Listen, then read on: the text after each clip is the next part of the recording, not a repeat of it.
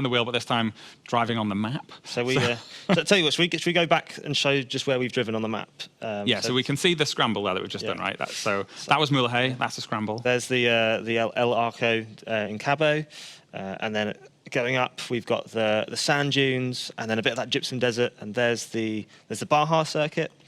That's what we peeped at earlier from over the hill, right? We did, so people can now get a good look at that and start to work out how they're going to build their own routes through there using Event Lab. And then if you go right, you can just see how massive that volcano is. It's a big volcano. So on the right there, that massive stretch of road is the asphalt switchbacks we showed last time, and the other massive switchback is the dirt one as well. So you can go up either of those ways or cross country, and there's probably about 100 different ways you can jump off of it as well. Yeah. Perfect. And then here we are in Guanajato. That's that amazing city, which has also got the canal, the tunnel. Yeah, tunnel. I was stuck on tunnel. The tunnel system underneath, so you can drive through there and then come out of this beautiful city. And then just north of here, there is. It's the canyon. It's the canyon. It's we were just talking about this with the train. So I don't think you can make out the train track on the map there, but the train basically runs full length of the canyon. There's another awesome drift road there as well. It takes you down into the canyon. The canyon is, I think it's 2/3 of the length of the map as well. So wow. Okay. Massive. It's a great road. Fairly significant then, huh?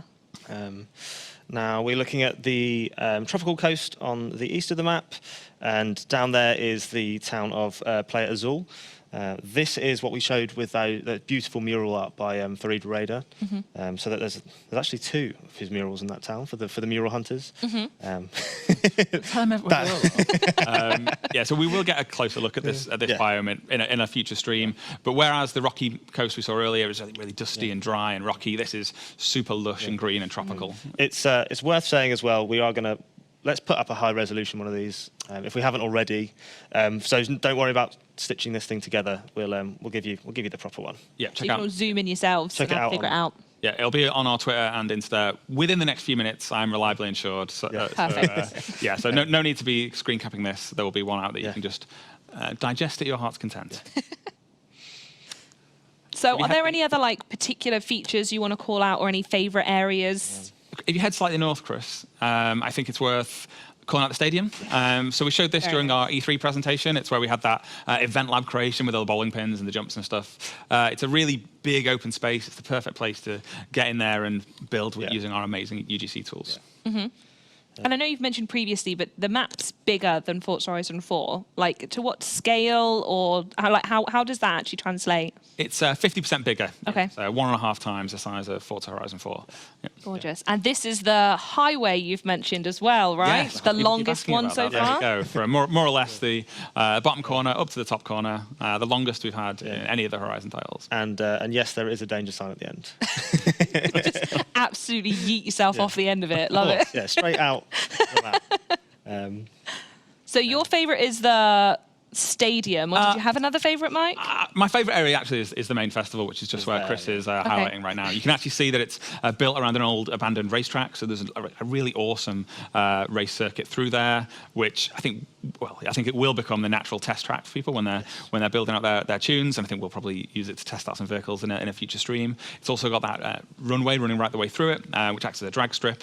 And in the centre of the festival, that main bit there, where you can just see that runway intersecting. This is amazing artwork that's painted down onto the floor as well. It's like a really beautiful area to go and explore. Gorgeous. What about you, Connor? Where's your favourite?